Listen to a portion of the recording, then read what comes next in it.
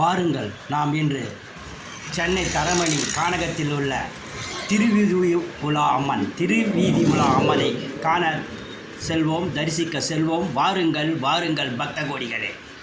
இந்த கோயில் மிகவும் பிரசித்தி பெற்ற கோயில். இந்த கோயில் மிகவும் அருமையான இடத்தில் அமைக்கப்பட்டிருக்கிறது. இந்த கோயில் பாருங்கள், இந்த கோயில் அருகாமையில் சர்ச்சு கோயில் ஒன்றும் உள்ளது. இங்கே கண்கூடாக தெரிகிறது பாருங்கள். இந்த கோயில் அருகாமையிலே சர்ச்சு ஒன்றும் இருக்கிறது. இந்த கோயில் மிகவும் அழகாக அருமையாக அமைக்கப்பட்ட கோயிலாகும்.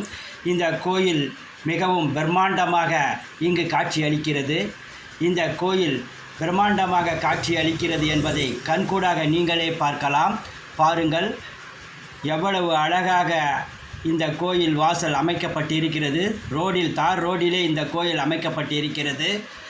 அவ்வளவு அழகான கோயில் இருக்கிறது என்பதை நீங்கள் பாருங்கள், கண்டு வழிபடுங்கள் என்று உங்களை அன்புடன் அழைப்பது உங்கள் சுரேஷ் ராஜா சேனல். வாருங்கள் பாருங்கள். நான் சொன்னது போல் சர்ச்சு இங்கு இருக்கிறது. பக்கத்திலே சர்ச்சியும் இருக்கிறது.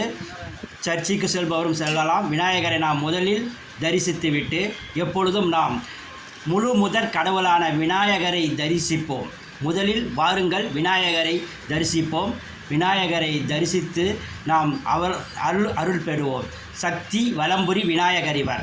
சக்தி வலம்புரி விநாயகரை வழிபட்டு அவர் அருள் பெறுவோம். விநாயகரை எப்பொழுதும் ஒரு சுற்று வர வேண்டும். நாம் இப்பொழுது ஒரு சுற்று வந்துவிட்டு அப்படியே அம்மனை தரிசிக்க செல்கிறோம். பாருங்கள், திருவீதி உலா அம்மன் எவ்வளவு அழகாக காட்சி அளிக்கிறார். இந்த கோயில் மிகவும் ரோடு அருகிலே உள்ளது.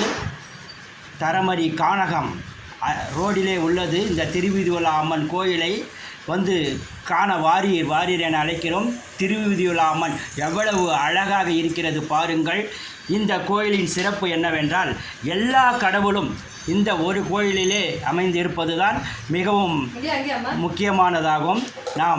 இதை நாம் எப்போதும் இந்த கோயிலுக்கு வரும்பொழுது எல்லா கடவுளையும் வணங்கலாம். இந்த கோயிலில் ரோடிலே அமைந்திருப்பது மிக சிறப்பாகும். இங்கு சக்தி பாலமுருகனும் இருக்கிறார்.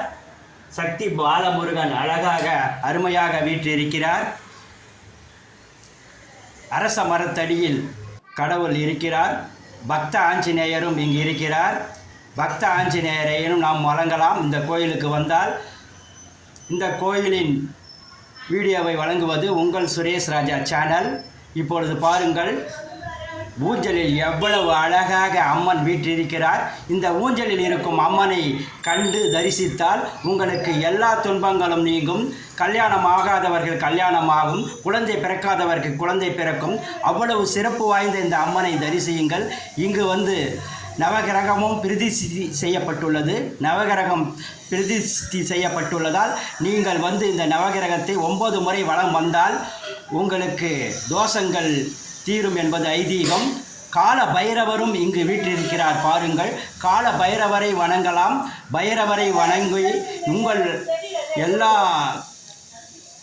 நலனையும் பெற நீங்கள் இங்கு வாருங்கள் என்று எங்கள் சேனல் வழியாக உங்களை அழைக்கிறோம். கால பைரவரை வணங்கிவிட்டு நீங்கள் அப்படியே வந்துவால் இங்கு பார்த்தால் திரிபுர சுந்தரி அம்மனை தரிசிக்கலாம். திரிபுர சுந்தரி அழகாக வீற்றிருக்கிறார் பாருங்கள். திரிபுர சுந்தரியை வணங்குவதால் உங்களுக்கு எல்லா நன்மையும் கிடைக்கும். இந்த கோயிலில் பாருங்கள், எல்லா கடவுளும் இருக்கிறது. குபேரலிங்கம் சிவனுடைய வடிவமான குபேரலிங்கம் இங்கு உள்ளது. இந்த குபேரலிங்கத்தை வணங்குவதால் உங்களுக்கு எல்லாவித நன்மையும் வந்து சேரும் என்று எங்கள் சேனல் வழியாக உங்களுக்கு தெரிவித்துக் கொள்கிறோம். நீங்கள் இந்த குபேரலிங்கத்தை வணங்குங்கள். குபேரலிங்கம் அப்படியே பார்த்தால் பக்கத்தில் அம்மன் இருக்கிறார். சிரசு வடிவில் அம்மன் இருக்கிறார். அரச மரத்தடியில் அழகாக வீற்றிருக்கும் இந்த அம்மனை தரிசியுங்கள். நாம் இந்த அம்மனை வலம் வருகிறோம். இந்த அரச மரத்தடியில் இருக்கும் அம்மனை வலம் வருகிறோம். வலம் வரும்போது பார்த்தீர்களானால் விநாயகர் அழகாக வீற்றிருக்கிறார். இந்த விநாயகரை வணங்கினால் உங்களுக்கு எல்லாவித நன்மையும் வந்து சேரும். அரச மரத்தடியில் இருக்கும் இந்த விநாயகரை வணங்கிவிட்டு நான் அப்படியே வருகிறோம். அப்படியே வரும் பொழுது நாம் இங்கு இருக்கும் துர்க்கை அம்மனையும் சக்தி பாலமுருகனையும் வணங்குகிறோம். பாலமுருகன் அழகாக வீற்றிருக்கிறார் பாருங்கள். இந்த கோயிலில் முருகர் மற்றும் அனைத்து கடவுளும் இருக்கிறார் என்று சொன்னேன் அல்லவா. பாருங்கள், பாலமுருகன் மற்றும் கடவுள்களை வணங்கிவிட்டு ஆஞ்சநேயரும் இங்கு இன்னொரு முறை நாம் ஆஞ்சநேயரையும் வணங்குவோம். ஆஞ்சநேயரையும் வணங்கிவிட்டு நாம் அப்படியே நம் அம்மன் அருளை பெறுவோம் என்று உங்களை வேண்டி விரும்பி அழைக்கின்றேன்.